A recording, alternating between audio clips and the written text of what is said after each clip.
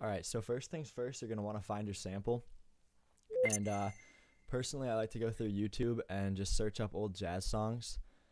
And then I just look through the recommended videos, and eventually I find something I like. But there's really no telling how long it's going to take, so I'll just sit down for a while and look through tons of videos and eventually come across something I like. And so for this video, I found this.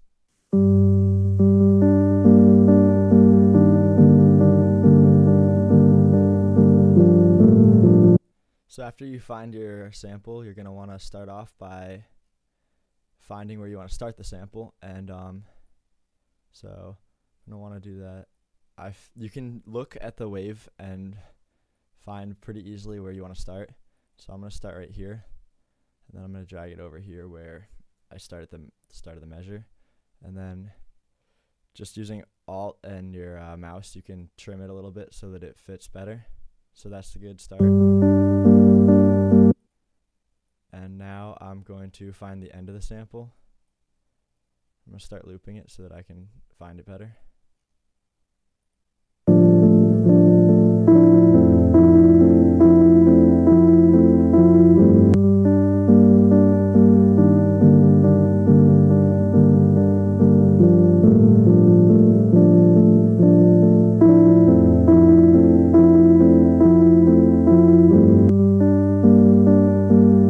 Alright, so that loops pretty well, so I'm going to use that.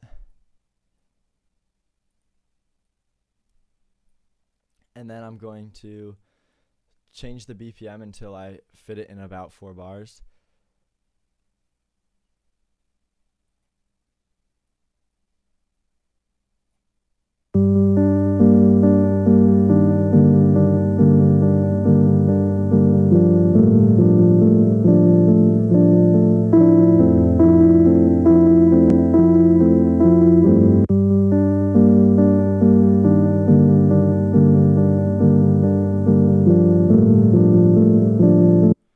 And so here you can see that the beats don't really match up with the beats in the sample.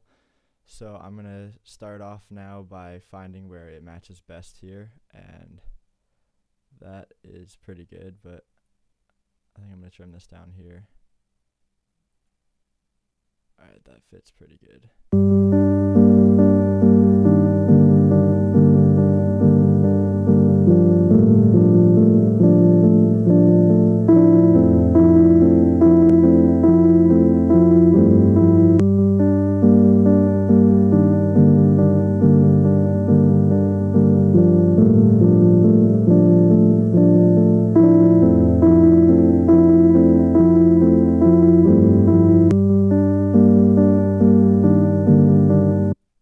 Alright, so now that loops pretty well, so I'm going to go into the beat sequencer and make a quick beat.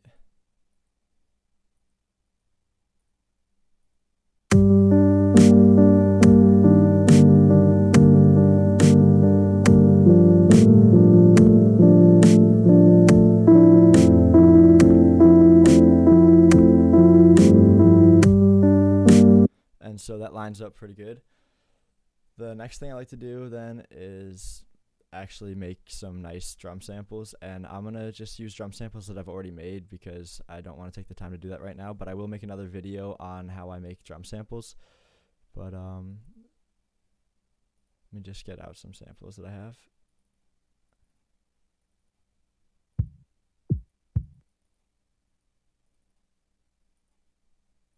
And let me get a snare.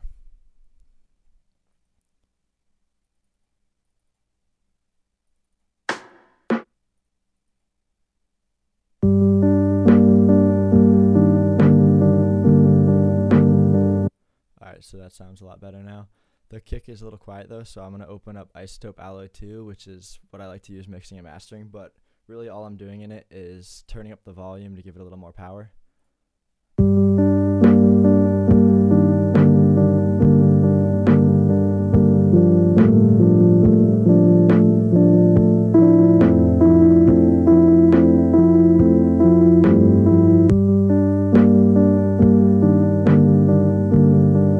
I'm going to do the same for the snare because the snare's a little quiet now.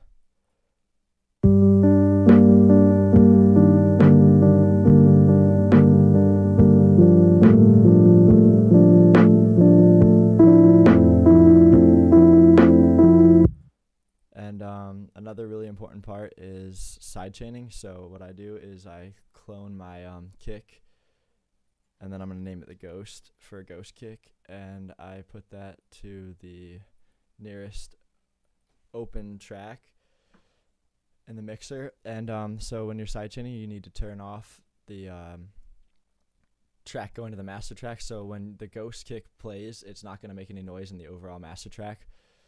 And then I'm going to turn this to track 10 and go down to track 10 and sidechain to this track. And then I have a sidechaining preset that I like to use that I made.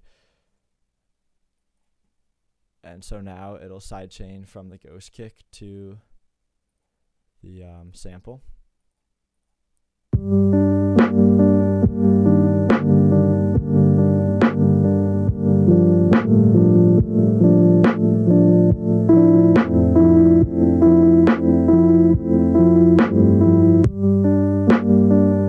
So that sounds much better now, and you can hear there's a little bit of clicking. So what I like to do to get rid of the clicking is just make it into a new sample, so that will turn it down at the very last second, and I think it also might do it in the very first second too. It'll make it so the sample is at 0 decibels, or not 0 decibels, negative infinity decibels, so that it's not making any noise, so that'll get rid of the click. Alright,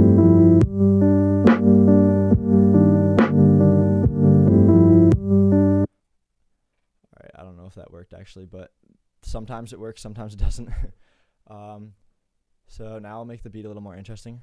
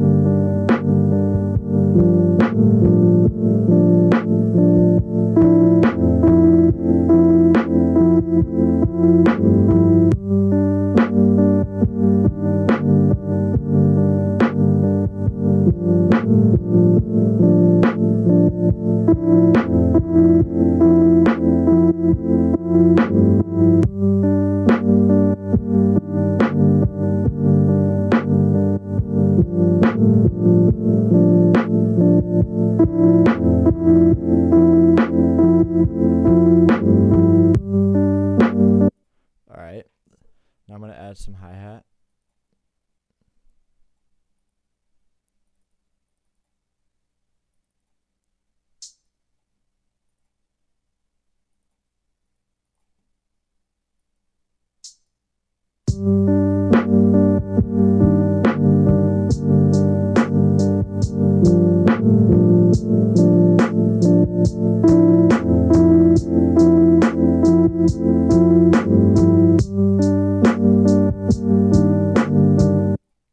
And so a lot of times you'll end up clipping in your master track just from adding the snare and stuff like that. And so to get rid of that, you can use a fruity limiter or just any type of limiter. So that'll cap it at 0 decibels, so it'll never clip.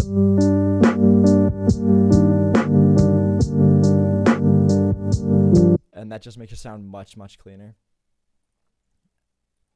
And with hi-hats, you can do anything you want. I'm just going to leave it simple because sometimes it takes a lot of time to make the hi-hats interesting. But a fast way to make it more interesting is just to hold Alt and shift it over a couple times.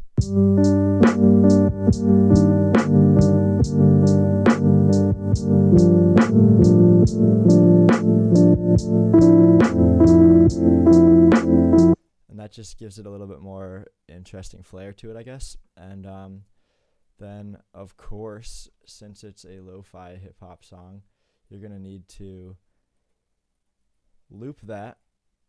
Oops.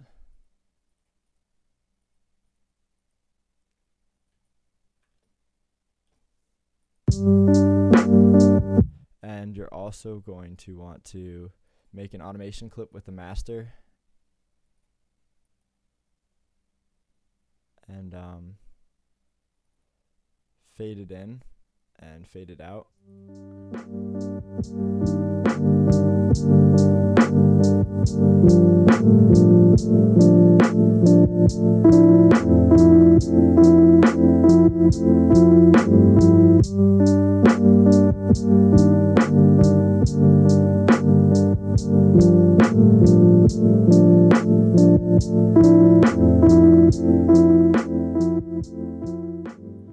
And then another thing that I really like to do is either add a vinyl crackling or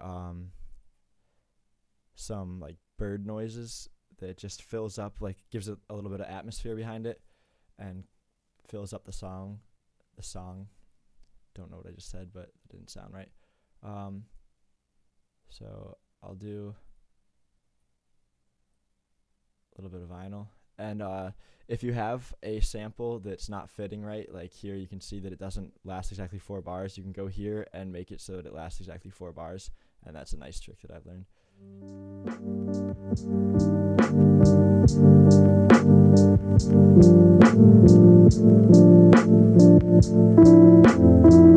So that just gives it a little bit more flavor, and also I'll show you what having a little bit of bird sounds like.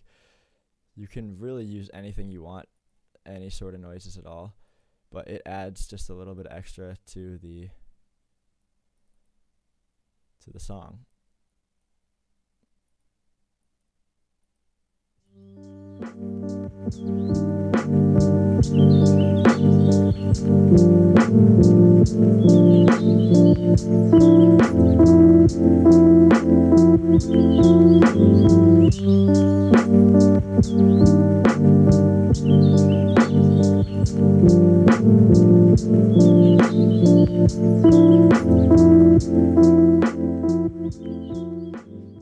Alright, thanks for watching. If you guys have any questions, let me know.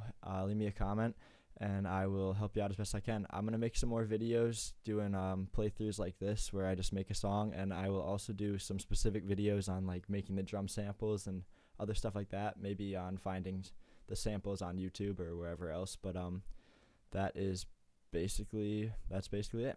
Thank you.